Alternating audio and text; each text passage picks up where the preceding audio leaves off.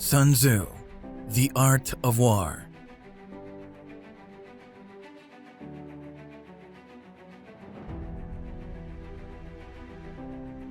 Chapter 1. Laying Plans.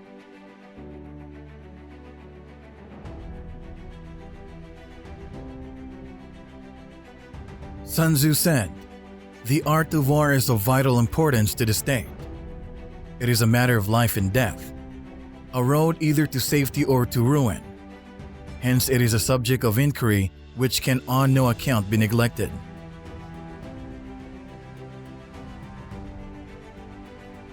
The art of war, then, is governed by 5 constant factors to be taken into account in one's deliberations when seeking to determine the conditions obtaining in the field.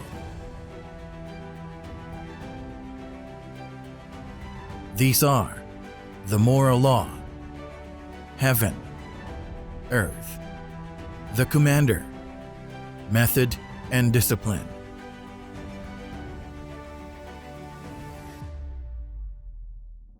The moral law causes the people to be in complete accord with their ruler, so that they will follow him regardless of their lives, undismayed by any danger.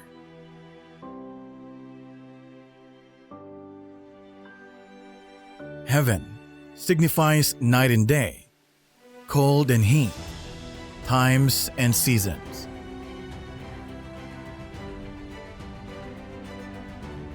Earth comprises distances, great and small, danger and security, open ground and narrow passes, the changes of life and death.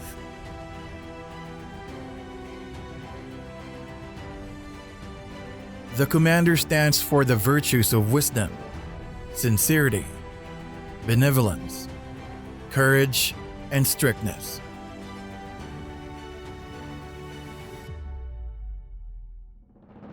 By method and discipline are to be understood by marshalling of the army in its proper subdivisions, the graduations of rank among the officers, the maintenance of roads by which supplies may reach the army, and the control of military expenditure.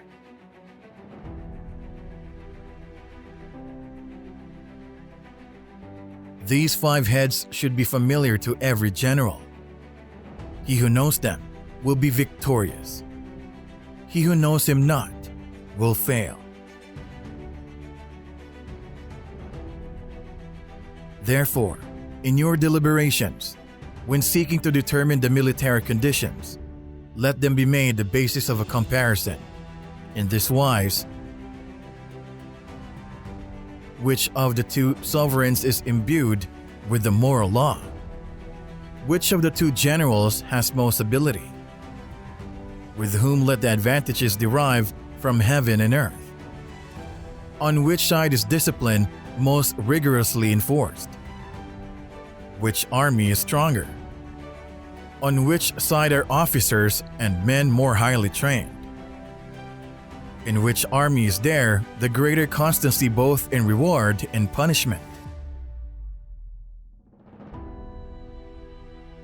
By means of these 7 considerations, I can forecast victory or defeat. The general that hearkens to my counsel and acts upon it will conquer. Let such a one be retained in command. The general that hearkens not to my counsel, nor acts upon it, will suffer defeat. Let such a one be dismissed.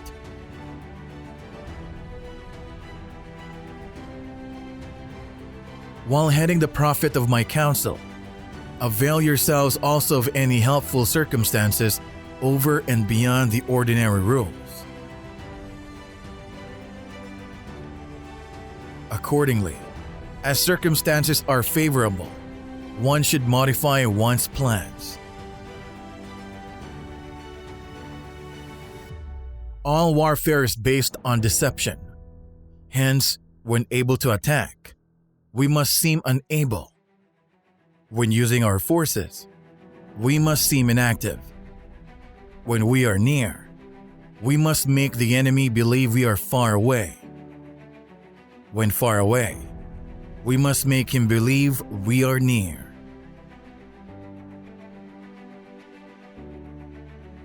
Hold out baits to entice the enemy, feign disorder, and crush him. If he is secure at all points, be prepared for him. If he is in superior strength, evade him.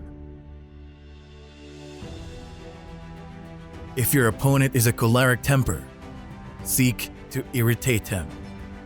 Pretend to be weak, that he may grow arrogant. If he is taking his ease, give him no rest. If his forces are united, separate them. Attack him when he is unprepared. Appear when you are not expected.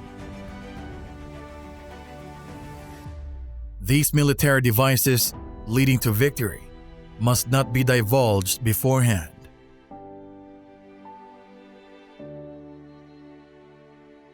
Now the general who wins a battle makes many calculations in his temple ere the battle is fought.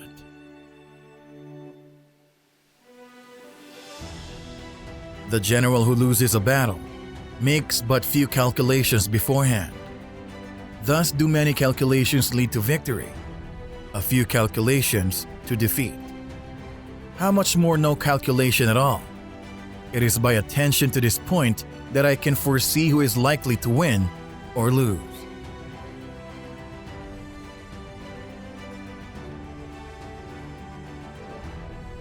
Chapter 2. Waging War.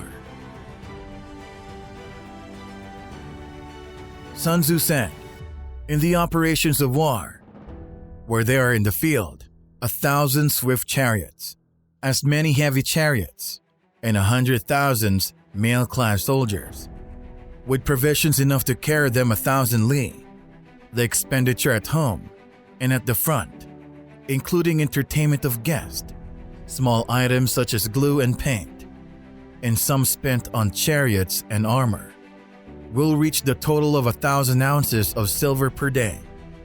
Such is the cost of raising an army of 100,000 men."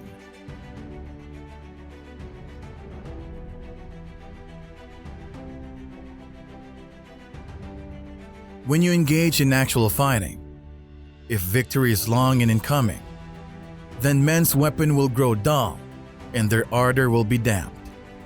If you lay siege to a town, you will exhaust your strength. Again, if the campaign is protracted, the resources of the state will not be equal to the strain. Now, when your weapons are dulled, your ardor damped, your strength exhausted, and your treasure spent, other chieftains will spring up to take advantage of your extremity. Then no man, however wise, will be able to avert the consequences that must ensue. Thus, though we have heard of stupid haste in war, cleverness has never been seen associated with long delays. There is no instance of a country having benefited from prolonged warfare. It is only one who is thoroughly acquainted with the evils of war that can thoroughly understand the profitable way of carrying it on.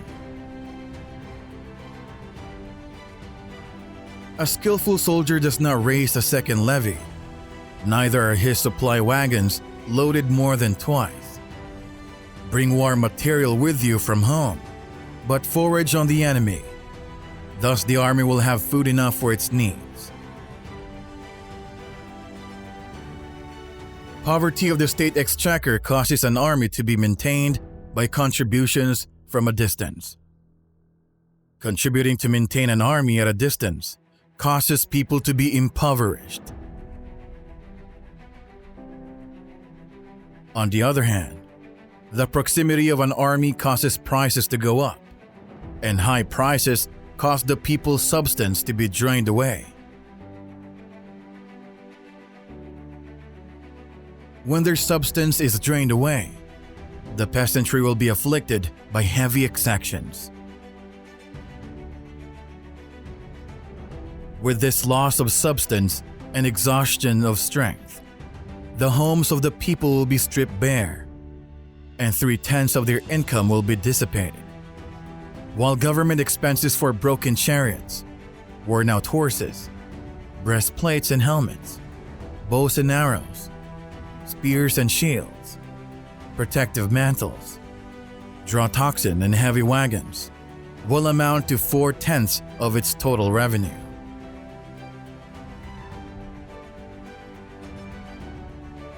Hence, a wise general makes a point of foraging on the enemy. 1 cartload of the enemy's provision is equivalent to 20 of one's own, and likewise a single pickle from his provender is equal to 20 from one's own store. Now, in order to kill the enemy, our men must be roused to anger, that there may be advantage from defeating the enemy. They must have their rewards.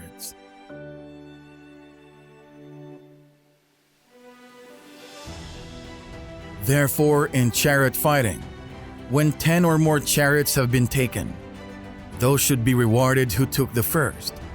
Our own flag should be substituted for those of the enemy, and the chariots mingled and used in conjunction with our own.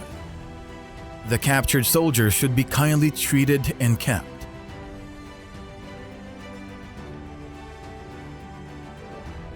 This is called using the conquered foe to augment one's own strength.